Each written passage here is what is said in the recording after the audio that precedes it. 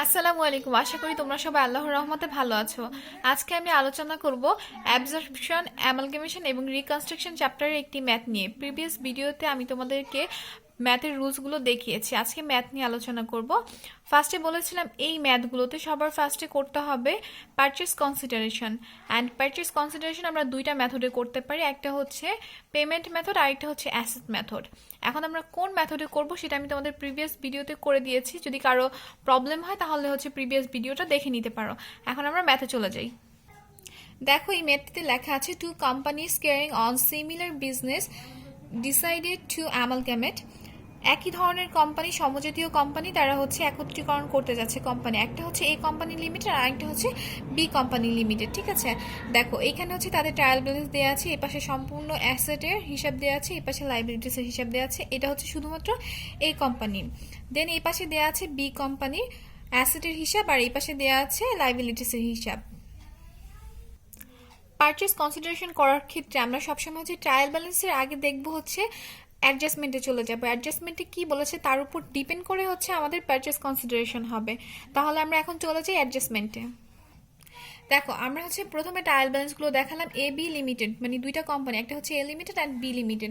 এখন দুইটা কোম্পানি মিলে অ্যামালগামেশন হওয়ার পর যে নতুন কোম্পানিটা উৎপন্ন হলো, নতুন কোম্পানি তৈরি হলো, সেটা হচ্ছে এবি লিমিটেড। ঠিক আছে, এখন দেখো আমাদেরকে বলছে the capital of the combined company AB limited টাকা হচ্ছে এত, ডিভিডেন্টের শেয়ার হচ্ছে 40,000, ইচ শেয়ারের মূল্য হচ্ছে কি 10 টাকা করে। এখন আমরা কোন মেথডে করব? এখন আমরা হচ্ছে দুইটা আমাদের মেথড ছিল, একটা হচ্ছে পেমেন্ট মেথড আর একটা হচ্ছে অ্যাসেট মেথড। দেখো ফার্স্টে এখানে অ্যাডজাস্টমেন্টে বলা আছে in the case of a limited goodwill and inventory are to be valued at টাকা এত অ্যান্ড এত। তার মানে আমাদের এখানে সম্পত্তির মূল্যগুলো দেয়া আছে।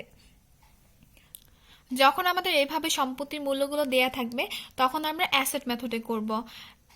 তাহলে দেখো এখানে আমাদের কি বলা আছে, আমরা আগে অ্যাডজাস্টমেন্টগুলো ভালো করে দেখি। In the case of a limited goodwill and inventory were to be valued টাকা 40,000, এটা হচ্ছে আমাদের গুডউইলের টাকা হচ্ছে 40,000, আর বলেছে ইনভেন্টরির টাকা হচ্ছে 37,000। ঠিক আছে, তারপরে দেখো এখানে কি বলছে, plant and machinery and motor cars. এখানে এই যে দেখো প্লান্ট অ্যান্ড মেশিনারি আর হচ্ছে মোটর কার্স, এখানে আবার দুইটা এন্ট্রি আছে। এটা ডেপ্রিসিয়েশন দিয়ে দিয়েছে কত, এখানে হচ্ছে 15,000, প্লান্ট অ্যান্ড মেশিনারি হচ্ছে 15,000 আর মোটর কার্স হচ্ছে 2,000 হচ্ছে ডেপ্রিসিয়েশন। আমরা জানি হচ্ছে সম্পত্তির মূল্য থেকে ডেপ্রিসিয়েশনটা আমাদের সবসময় বাদ দিয়ে দেখাতে হয়। তাহলে এখানে কিন্তু সম্পত্তির মূল্য দেওয়া আছে, দেখো এখানে ডেপ্রিসিয়েশনের কথা কোথাও বলে নেই।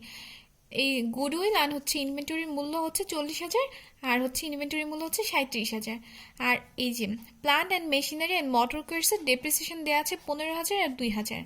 তাহলে এখন আমরা পারচেস কনসিডারেশন যে করব সেটা আমরা হচ্ছে অ্যাসেট মেথডে করব, বিকজ হচ্ছে এখানে সম্পত্তির মূল্যগুলো ভ্যালুয়েট করা হয়েছে এর জন্য।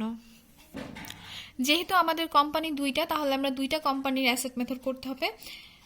পারচেস কনসিডারেশন দুইটা কোম্পানির করতে হবে। দেখো তাহলে আমরা ফার্স্টে হচ্ছে এ কোম্পানি লিমিটেডটা করব। এখন আমাদের যে সমন্বয় আমরা পড়লাম অ্যাডজাস্টমেন্টে, আমাদের চারটা জিনিসের কথা বলে দেওয়া আছে। গুডউইলের কথা বলা আছে, প্লান্ট অ্যান্ড মেশিনারির কথা বলা হচ্ছে, মোটর কার্স অ্যান্ড ইনভেন্টরি, এই চারটার কথা বলা আছে। বাকিগুলোর কথা কিন্তু বলা নেই। তাহলে তোমরা কি করবে? সবার ফার্স্টে তোমাদের যেটা করতে হবে সেটা হচ্ছে গিয়ে আমরা এখানকার সম্পত্তিগুলো সবগুলো তুলব। দেখো এখানে কয়টা সম্পত্তি আছে, goodwill, land and buildings, plant and machinery, motor cars, inventory, account receivable, cash and bank. একটা, দুইটা, তিনটা, চারটা, পাঁচটা, ছয়টা, সাতটা। এখানে এভাবে সাতটা অ্যাসেট গুনে নিব।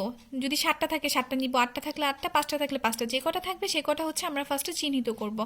একদম সোজাভাবে এখানে যেভাবে অ্যাসেটগুলোর নাম দেওয়া আছে সেইভাবে আমরা পারচেস কনসিডারেশন করার সময় খাতায় ছক কেটে তুলে নিব। দেখো আমি যেভাবে হচ্ছে ট্রায়াল ব্যালেন্স থেকে এ লিমিটেড কোম্পানি সম্পত্তিগুলো গুনে নিয়েছিলাম সাতটা। দেখো পারচেস কনসিডারেশন আমরা কিভাবে করব, যখন আমাদের কোম্পানি দুইটা থাকবে তখন আমরা হচ্ছে টাকার কলাম এইভাবে ভাগ করে মাঝখান দিয়ে দুইটা করে দেখাবো, এতটুকু হচ্ছে এ লিমিটেডের জন্য আর এতটুকু হচ্ছে বি লিমিটেডের জন্য। আর যখন আমাদের একটা কোম্পানি থাকবে, শুধু একটা কোম্পানির নাম লেখা থাকবে, তখন আমাদের এতটুকু করলে হবে, এই দুইটা টাকার কলাম দরকার হবে না। দেখো ফার্স্টে আমরা এ লিমিটেডটা করছি, তাহলে আমরা তুলে নিই। অ্যাসেট টেকেন ওভার, দেখো কি কি করছে। গুডউইল, দেখো এখানে 1টা 2টা 3টা 4টা 5টা 6টা 7টা। আমরা হচ্ছে ট্রায়াল ব্যালেন্সে যেই 7টা দেখেছিলাম ঠিক সেম সেই 7টা লিখে নিলাম। লিখে নেওয়ার পরে দেখো গুডউইলের কথা অ্যাডজাস্টমেন্টে আমাদের বলা ছিল হচ্ছে 40,000। যেটার কথা আমাদের অ্যাডজাস্টমেন্টে বলা থাকবে সেটার অ্যামাউন্টটা আমরা অ্যাডজাস্টমেন্টের টাকাটা নিব, সেটার টাকাটা আমরা ট্রায়াল ব্যালেন্স থেকে নিব না।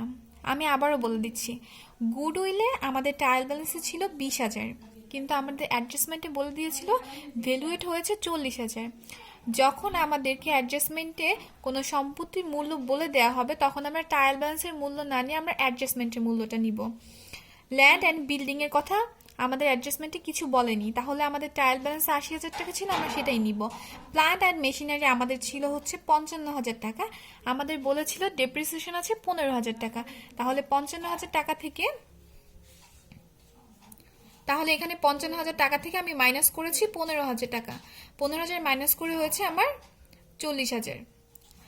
দেন মোটর কার্সের কথা বলা ছিল আমার এখানে 20,000 ছিল, আর আমার ডেপ্রিসিয়েশন ছিল 2,000, তাহলে আমার টোটাল হচ্ছে 18,000। ইনভেন্টরির কথা লেখা ছিল, আমরা পড়েছিলাম হচ্ছে গুডউইল ছিল 40,000, ইনভেন্টরি 37,000, ইনভেন্টরি 37,000 বসালাম।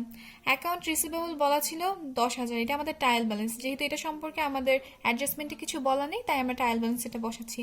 ব্যাংক অ্যান্ড ক্যাশ ছিল হচ্ছে 8,000, যেটা আমাদের ট্রায়াল ব্যালেন্সে ছিল, তাহলে আমরা সবগুলো এগুলো বসালাম।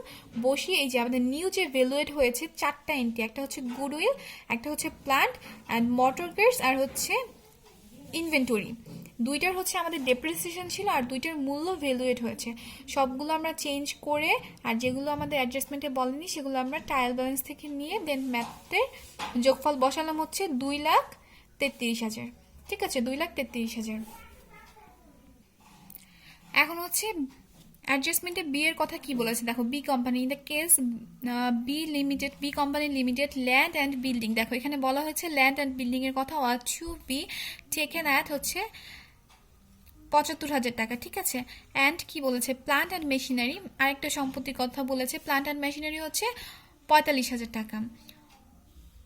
No payment was to be made for goodwill, আচ্ছা এখানে গুডউইলের কোনো পেমেন্ট করা হবে না, দেখো এখানে কিন্তু বলেই দিয়েছে no payment was to be made for গুডউইলের কোনো পেমেন্ট করা হবে না। ঠিক আছে, ব্যাংক ব্যালেন্স, দেখো আরেকটি important line, bank balance was not taken over, তার মানে হচ্ছে আমাদের গুডউইলের টাকাটাও দেওয়া হবে না, ব্যাংক ব্যালেন্সের টাকাটাও আমাদের দেওয়া হবে না। এটা হচ্ছে টোটাল বি এর অ্যাডজাস্টমেন্ট ছিল। এতটুকু আমরা ফার্স্টে যখন করেছিলাম সেটা ছিল এর অ্যাডজাস্টমেন্ট, এতটুকুর কাজ আমাদের শেষ, সম্পত্তি 5টা। তারপরে এখানে আমাদের কি বলেছে বি এর কাজটা, বি এরটা আমরা পড়ে নিলাম। বি এর সম্পত্তি বলেছে ল্যান্ড অ্যান্ড বিল্ডিং এর কথা বলেছে 75,000, প্ল্যান্ট অ্যান্ড মেশিনারির কথা বলেছে 45,000, অ্যান্ড বলেছে যে গুডউইলের কোনো পেমেন্ট দেওয়া হবে না, and bank balance was not taken over. এখন তো আমরা অ্যাডজাস্টমেন্ট সম্পর্কে জেনে নিয়েছি, এখন আমরা চলে আসলাম ট্রায়াল ব্যালেন্সে। বি কোম্পানির কি বলেছে ট্রায়াল ব্যালেন্সে, দেখো গুডউইল, কিন্তু গুডউইল তো আমরা নিব না, আমাদের অ্যাডজাস্টমেন্টে বলে দিয়েছিল যে গুডউইল কি করবো, নো পেমেন্টের কথা বলে দিয়েছে, তাহলে গুডউইলটা আসবে না আমাদের। ঠিক আছে, আমাদের গুডউইলটা সম্পত্তি পাশে আসবে না। ল্যান্ড অ্যান্ড বিল্ডিং এর আমাদের এখানে 57,000 টাকা দেওয়া আছে, কিন্তু আমাদেরকে বলে দিয়েছিল 75,000, তাহলে আমরা এই টাকাটা নিব না। যদি এটা টাকাটা আমাদের অ্যাডজাস্টমেন্টে না বলে দেওয়া থাকতো তাহলে আমরা এই টাকাটা নিতাম, যেহেতু আমাদের অ্যাডজাস্টমেন্টে 75,000 টাকা বলে দিয়েছে সেহেতু আমরা এই টাকাটা নিব না, আমরা নিব হচ্ছে 75,000 এখানে। তারপরে বলেছে প্ল্যান্ট অ্যান্ড মেশিনারি টাকাটাও আমাদেরকে বলে দিয়েছিল 45,000, দেখো এখানে আছে 50,000, কিন্তু আমাদের বলে দেওয়া হয়েছিল 45,000 অ্যাডজাস্টমেন্টে, তাহলে আমরা 45,000 নিব। তারপর ইনভেন্টরির কথা বলা হয়েছে 46,000, অ্যাকাউন্ট রিসিভেবল হচ্ছে 14,000, তারপর হচ্ছে ক্যাশ অ্যাট হচ্ছে এত টাকা, প্রফিট অ্যান্ড লস অ্যাকাউন্ট আছে এত, প্রফিট অ্যান্ড লস অ্যাকাউন্ট আসবে না, প্রফিট অ্যান্ড লস অ্যাকাউন্ট এখানে আসে না, এখানে শুধু হচ্ছে সম্পত্তিগুলো আসবে। আর এটা হচ্ছে, তাহলে দেখো এইটা বাদে আমাদের এন্ট্রি হচ্ছে 1টা 2টা 3টা 4টা 5টা 6টা, সেখানে আমাদেরকে বলছে গুডউইল নিতে না বলছে, ক্যাশ বা ব্যাংক এই ব্যালেন্সটা নিতে না বলছে, তাহলে আমাদের বাকি সম্পত্তি থাকে 1টা 2টা 3টা 4টা। ঠিক আছে, তাহলে আমাদের 4টা সম্পত্তি নিয়ে কাজ করতে হবে বি কোম্পানির জন্য। ওকে, ম্যাথে চলে যাই। তাহলে এই যে দেখো আমাদের এই কোম্পানির 5টা করা শেষ। এখন বি কোম্পানিতে আমরা সম্পত্তি গুনে নিয়ে আসছিলাম 4টা। দেখো গুডউইলের টাকাটা আমাদের দিতে হবে না। আমরা যেহেতু এন্ট্রিগুলোর নাম মিলে যাচ্ছে তাহলে আমাদের এন্ট্রিগুলোর নাম বারবার লিখতে হবে না। যদি নিউ কোনো সম্পত্তি বা অ্যাসেট থাকতো হচ্ছে বি কোম্পানির জন্য তাহলে আমরা এখানে আবার ইনক্লুড করে নিতাম। যেহেতু নেই তাহলে আর ইনক্লুড করার কোনো দরকার নেই, এগুলোর মধ্যেই মিলে যাচ্ছে। তাহলে দেখো গুডউইলের টাকাটা আমাদের এখানে বসবে, তাই তো? কিন্তু আমাদের গুডউইলের টাকাটা নো পেমেন্ট ছিল, এর জন্য আমরা এটা নিব না। ল্যান্ড অ্যান্ড বিল্ডিংয়ে ছিল 75,000, তাই আমরা 75,000 বসাচ্ছি। এটা কিন্তু আমাদের অ্যাডজাস্টমেন্টের টাকাটা। দেন আমাদেরকে কি বলছে এখানে, প্লান্ট অ্যান্ড মেশিনারি বলেছিল 45,000 টাকা, সেটা আমরা বসাচ্ছি। মোটর কার্স ছিল না বি কোম্পানি। ইনভেন্টরি ছিল হচ্ছে 46,000। তারপর হচ্ছে অ্যাকাউন্ট রিসিভেবল ছিল 14,000। আমাদেরকে বলে দিয়েছিল bank balance was not taken over, তার জন্য আমরা ব্যাংক ব্যালেন্স এখানে ইনক্লুড করলাম না। এখন আমরা টোটাল অ্যাসেট যোগ করে এখানে আসছে আমাদের 1,80,000। তাহলে আমাদের এ কোম্পানির অ্যাসেট আসছে 2,33,000 অ্যান্ড বি কোম্পানির অ্যাসেট আসছে 1,80,000। তারপর দেখো আমাদের টোটাল এখন কি করতে হবে, আমাদের টোটাল অ্যাসেট থেকে আমাদের টোটাল লাইবিলিটিস বাদ দিয়ে আমাদের যেটা আসবে সেটা হচ্ছে আমাদের পারচেস কনসিডারেশন। এখন আমরা টোটাল অ্যাসেট যোগ করে নিলাম a company and B company. এখন আমাদের টোটাল লাইবিলিটি দেখতে হবে। দেখো তাহলে এ কোম্পানির লাইবিলিটি আছে একটা 30,000, আরেকটা হচ্ছে এমপ্লয়িজ প্রভিডেন্ট ফান্ড হচ্ছে 3,000, দুইটা। অ্যান্ড বি কোম্পানির দেখো লাইবিলিটিস আছে একটাই, একটা হচ্ছে অ্যাকাউন্টস পেবেল 86,000। ঠিক আছে, তাহলে আমাদের এইখানে হচ্ছে দুইটা আর এখানে হচ্ছে একটা, তিনটা কিন্তু অ্যাকাউন্টস পেবেল নামে এখানে দুই জায়গায় আছে। আমাদের তাহলে দুইটা এন্ট্রি লিখতে হবে, একটা হচ্ছে অ্যাকাউন্টস পেবেল নামে আর একটা হচ্ছে এমপ্লয়িজ প্রভিডেন্ট ফান্ড, মানে দুইটা এন্ট্রি লিখতে হবে। দেখো তাহলে আমি এখানে লিখে নিয়েছি, বাদ দিচ্ছি হচ্ছে লাইবিলিটিস পাঁচটা। তাহলে দেখো অ্যাকাউন্টস পেবেল লিখে এ কোম্পানি হচ্ছে 30,000 ছিল আর বি কোম্পানি ছিল 86,000, আর এমপ্লয়িজ প্রভিডেন্ট ফান্ড ছিল এ কোম্পানি 3,000, বি কোম্পানি এটা ছিল না। তাহলে এটা আমরা আবার যোগ করে 33,000 হচ্ছে আর এটা 86,000। এখন আমরা টোটাল অ্যাসেট যেটা আসবে, টোটাল অ্যাসেট থেকে আমরা টোটাল লাইবিলিটি এই টাকাটা বাদ দিয়ে আমাদের আসছে 2 লাখ টাকা। আর এখানে টোটাল অ্যাসেট ছিল আমাদের 1,80,000 টাকা, তার থেকে আমরা 86,000 বাদ দিয়ে আমাদের আসছে 94,000 টাকা। তাহলে আমরা যে অ্যামাউন্টটা পাচ্ছি এখানে সেটা হচ্ছে আমাদের পারচেস কনসিডারেশন। দেখো আমাদের যে পারচেস কনসিডারেশন টাকাটা এসেছে সেটা হচ্ছে এ কোম্পানি 2 লাখ টাকা এবং বি কোম্পানি 94,000 টাকা। তারপরে দেখো 3 নাম্বার যে অ্যাডজাস্টমেন্টটা ছিল সেখানে আমাদেরকে কি বলেছে, the consideration paid in the case of A company was in fully paid shares of a new company. আচ্ছা, আমাদের যে নতুন কোম্পানিটা হয়েছে এ বি, তাকে হচ্ছে এ কোম্পানি ফুললি পেইড করেছে হচ্ছে শেয়ারের মাধ্যমে। তার মানে এ কোম্পানির যে 2 লাখ টাকা ছিল সেটা টোটালি চলে যাবে শেয়ারের মাধ্যমে, কিন্তু বি কোম্পানি সেটা করেনি। দেখো বি কোম্পানি কি করেছে, B company limited was to be issued. আচ্ছা, ওরা কি করেছে 6,000 ফুললি পেইড শেয়ার। আচ্ছা 6,000 হচ্ছে শেয়ারের মাধ্যমে তারা পেইড করেছে। অ্যান্ড কি করেছে দেখো 300, আর কি করেছে 300 ডিবেঞ্চার। আচ্ছা 307% ডিবেঞ্চার, ডিবেঞ্চারের নাম হচ্ছে 7% ডিবেঞ্চার। এটা হচ্ছে 300টা কত করে, প্রত্যেকটা হচ্ছে 100 টাকা করে। তার মানে হচ্ছে আমাদেরকে 300 ইন্টু 100 ইকুয়াল 30123, আই মিন হচ্ছে 30,000।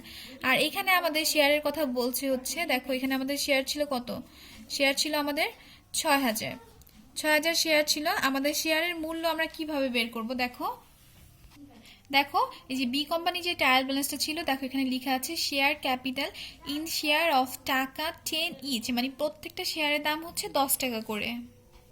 তাহলে দেখো আমাদের বি কোম্পানি আমাদের শেয়ার দিয়েছে 6,000 শেয়ার, 6,000 শেয়ারের মূল্য হচ্ছে 10 টাকা করে। তাহলে এখানে আসছে হচ্ছে 60,000। তাহলে আমাদের শেয়ার আসছে 60,000 আর এখানে ডিবেঞ্চার আসছে 30,000। কিন্তু আমাদের বি কোম্পানি যে টোটাল ছিল হচ্ছে 94,000, তাই না? এখন যদি আমাদের 60,000 হচ্ছে গিয়ে ওরা ডিবেঞ্চারের মাধ্যমে দেয়, আর হচ্ছে গিয়ে 60,000 হচ্ছে গিয়ে ওরা শেয়ারের মাধ্যমে দেয় এবং 30,000 যদি ওরা ডিবেঞ্চারের মাধ্যমে দেয়, তাহলে বাকি যে 4,000 টাকা থাকবে সেটা কিসে করবে? অবভিয়াসলি সেটা ক্যাশের মাধ্যমে করবে, তাই না? তাহলে দেখো মোড অফ পেমেন্টে যে আমরা কি করব, ওরা কিসের মাধ্যমে পেমেন্ট করলো আমরা সেটা লিখছি। দেখো ইন শেয়ার, এই কোম্পানি তার কথা লিখেই দিয়েছিল ফুললি, সেই ফুল টাকা পেইড করেছে শেয়ারের মাধ্যমে। তাহলে শেয়ার হচ্ছে এখানে শেয়ার, হ্যাঁ ফুললি পেড করেছে শেয়ারের মাধ্যমে, তার মানে ওর 2 লাখ টাকা ছিল, ফুল পেড হচ্ছে 2 লাখ টাকা শেয়ারের মাধ্যমে, ইন শেয়ার লিখে দিলাম। আর দেখো বি কোম্পানির কি বলেছে, বি কোম্পানি ওই যে লিখে দিয়েছিলাম, বি কোম্পানির ক্ষেত্রে বি কোম্পানি কি করেছিল, 6,000 শেয়ার দিয়েছিল 10 টাকা করে, তাহলে হচ্ছে 60,000।